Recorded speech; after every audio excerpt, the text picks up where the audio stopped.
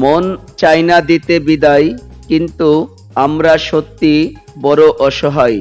সময় চলে যাচ্ছে সময়ের মতো, মনে করে দেখো স্মৃতি আছে কত।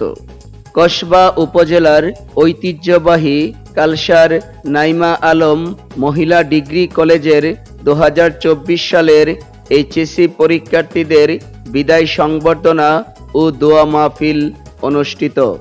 কালসার নাইমা আলম মহিলা ডিগ্রি কলেজ অডিটোরিয়ামে প্রিন্সিপাল আলহাজ বাসির আহমেদ এর সভাপতিত্বে প্রধান অতিথি হিসাবে উপস্থিত ছিলেন বিকারুন্নেসা নুন স্কুল অ্যান্ড কলেজের রসায়ন বিভাগের প্রধান শিক্ষা অনুরাগী বদরুল আলম।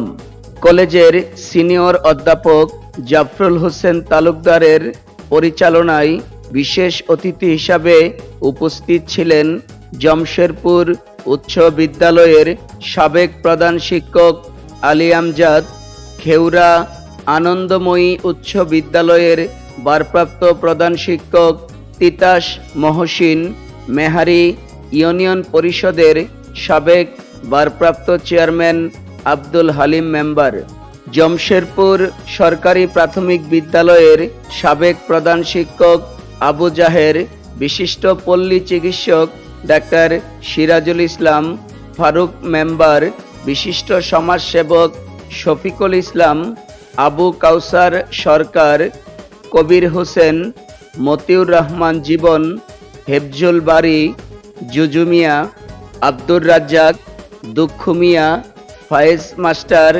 নূরে আলম মাস্টার, মাসুদ মিয়া সহ উপস্থিত ছিলেন এলাকার গণ্যমান্য ব্যক্তিবর্গ, শিক্ষক শিক্ষিকা সহ সকল ছাত্রীবৃন্দ।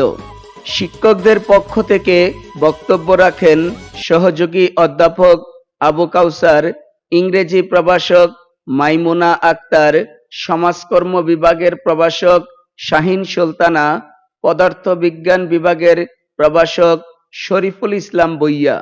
এইচএসসি পরীক্ষার্থীদের পক্ষে মানপত্র পাঠ করেন তাবাসসুম আক্তার, কলেজের পক্ষে একাদশ শ্রেণীর আশামণি আক্তার।